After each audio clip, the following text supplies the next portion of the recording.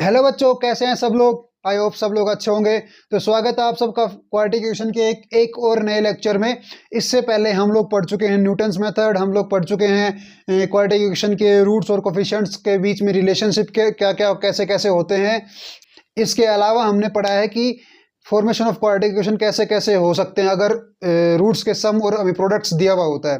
तो आज हम लोग पढ़ेंगे नेचर ऑफ रूट्स, कि जो रूट्स होते हैं उनके बारे में हम क्या क्या कमेंट कर सकते हैं ना, किस चीज़ पे डिपेंड करते हैं कि ये इमेजनरी होंगे या फिर रियल होंगे, डिस्टिंक्ट होंगे या फिर रियल और इक्वल होंगे। तो अगर हमारे पास ये क्वाड्रेटिक इक्वेशन है एक, तो इसका रूट अगर हम लिखते हैं तो कैसे लिखते हैं, x equals to minus B plus minus root D by two A.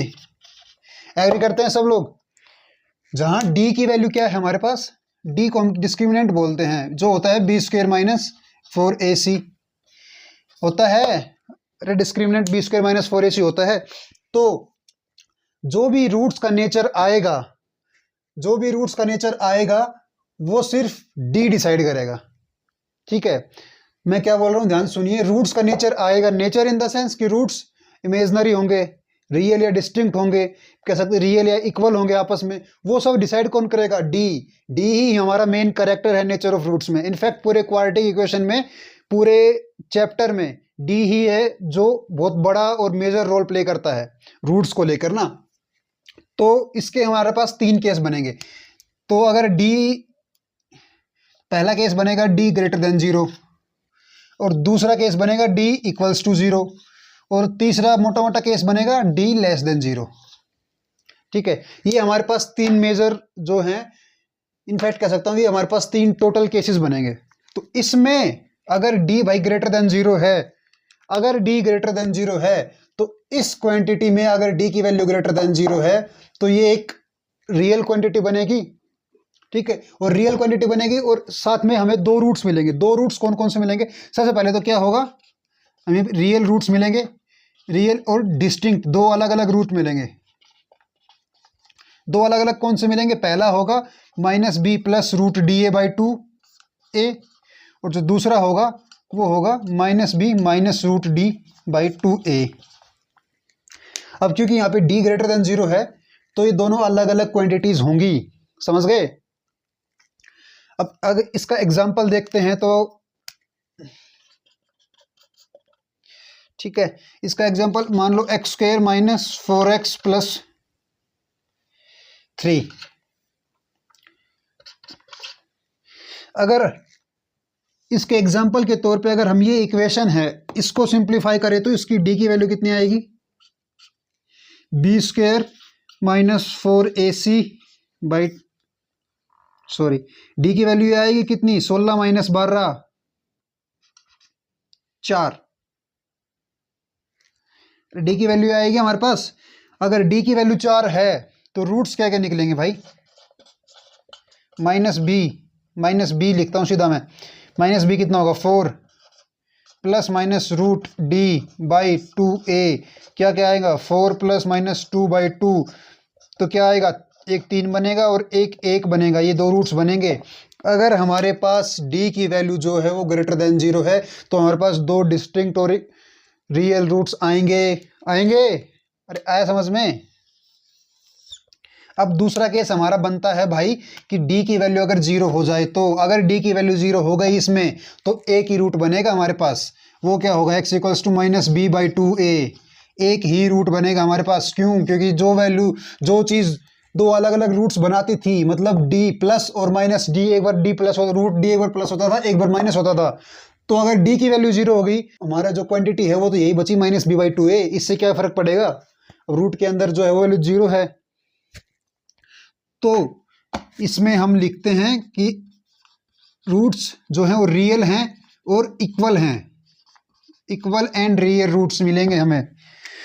Example, अब आप बोलोगे एग्जाम्पल बताओ, तो यार एग्जाम्पल जो है X square minus 4x plus 4 equals to 0, इसमें d निकालोगे तो क्या आएगा 16 माइनस 4 इंटू 4 मतलब 0।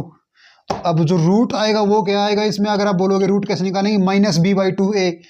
ठीक है, माइनस बी कितना होगा 4 बाई टू ए मतलब 2, इसके रूट्स, इसका रूट 2 आया, हम लिखेंगे इसके रूट आए हैं 2 एंड 2, ऐसे लिखते हैं रूट्स। अगर इक्वल रूट होते हैं तो ऐसे लिखे जाते हैं। ठीक है, और यार एक बात और थोड़ा ध्यान रखिएगा, इसमें जो ये वैल्यू है कि आपको x माइनस टू का होल स्क्वायर नहीं लग रही, x माइनस टू का होल स्क्वायर नहीं लग रही है ना। तो यार जिस भी इक्वेशन में d की वैल्यू 0 होगी वो इक्वेशन एक परफेक्ट स्क्वायर होगी किसी भी चीज का, ठीक है। ये बात हमेशा ध्यान रखना, कोई भी आप इक्वेशन ले लीजिए, अगर उस इक्वेशन का d डिस्क्रिमिनेंट 0 है तो वो इक्वेशन हमेशा एक परफेक्ट स्क्वायर ही बनेगी। इस चीज को सदा याद रखिएगा। अब चलते हैं तीसरे केस की तरफ। तीसरा केस क्या बोलता है, d लेस देन 0।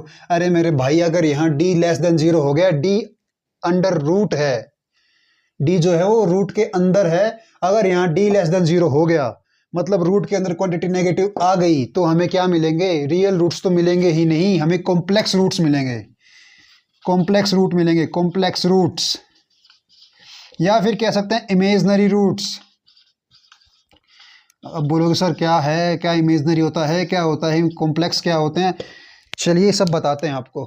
अब यार इसको मैं थोड़ा सिंप्लीफाई करने की कोशिश करता हूँ आप लोग। अगर भाई d की वैल्यू नेगेटिव है तो ध्यान से देखिएगा, अगर d की वैल्यू नेगेटिव है तो मैं इसको ऐसे लिख दूं क्या, -1 टाइम्स d बाई 2a।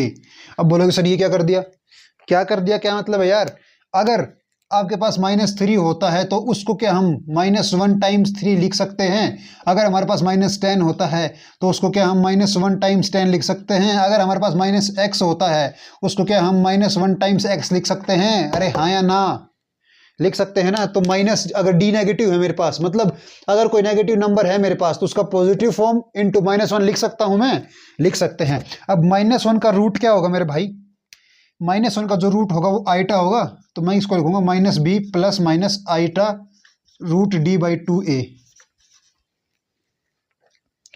तो अगर मैं रूट्स की बात करूं ना मेरे भाई, तो मेरे पास यहाँ रूट्स क्या आएगा, देखिए x इक्वल्स टू एक वैल्यू आएगी -b बाई 2a, दूसरा आया plus minus iota root d by 2a।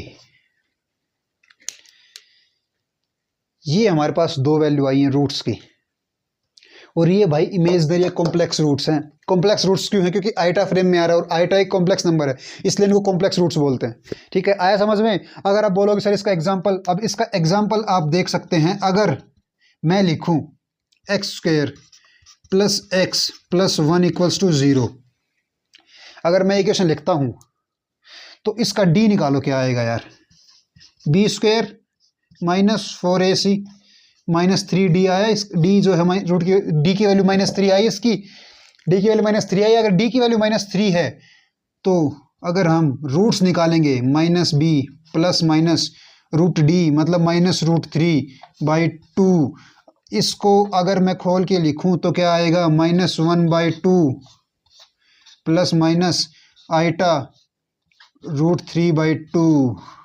ये मेरे पास दो रूट की वैल्यू आएंगी, -1 बाई 2 प्लस आइटा √3 बाई 2 और -1 बाई 2 माइनस आइटा √3 बाई 2। तो इस इक्वेशन की जो है हमारे पास कॉम्प्लेक्स रूट्स आ गए हैं। समझ में आया सब लोगों को। यार लेक्चर में पढ़ना अलग चीज़ है, उन्हीं नोट्स को एक बार लेक्चर में पढ़ने के बाद घर पे उसी दिन या उससे अगले दिन रिवाइज करना अलग चीज़ है। यहाँ पढ़ लिया आपने, यहाँ क्वेश्चन निकाल लिया आपने, मैंने जो क्वेश्चन लगवाया क्वेश्चन लगा लिया आपने, लेकिन अगर उसको जाके घर पे रिवाइज नहीं किया उसी दिन शाम को या फिर कह सकते हैं अगले दिन, बस एक दिन का ही बफर टाइम होना चाहिए, इससे ज़्यादा लेट नहीं कर सकते आप। उसी टाइम अगर आपने रिवाइज नहीं किया और जो क्वेश्चन मैंने लगवाए हैं क्लास में, मैं आप कहीं से ही पढ़ो, जो क्वेश्चन आप क्लास में लगाते हैं उनको भी साथ में लगाना है। और क्वेश्चन लगाने का मतलब ये नहीं आपने नोट्स में लिखे, आपने चेक कर लिया, हाँ देख लिया, हाँ ये सही था, ये ऐसे हो गया था, हाँ नहीं, आपने पढ़ा, रिवाइज किए नोट्स, जो कंसेप्ट था रिवाइज किया, उसके बाद जो क्वेश्चन लिखा है उसमें सिर्फ रफ कॉपी में क्वेश्चन लिखिए, उसका सॉल्यूशन खुद लगाइए। आपको दिमाग में होना चाहिए क्लास में कैसे करवाया था, तभी आप मैथ्स में अच्छे बन पाएंगे। रिवीजन और प्रैक्टिस दोनों बहुत ज़्यादा इंपॉर्टेंट है किसी भी सब्जेक्ट को पढ़ने के लिए, ठीक है।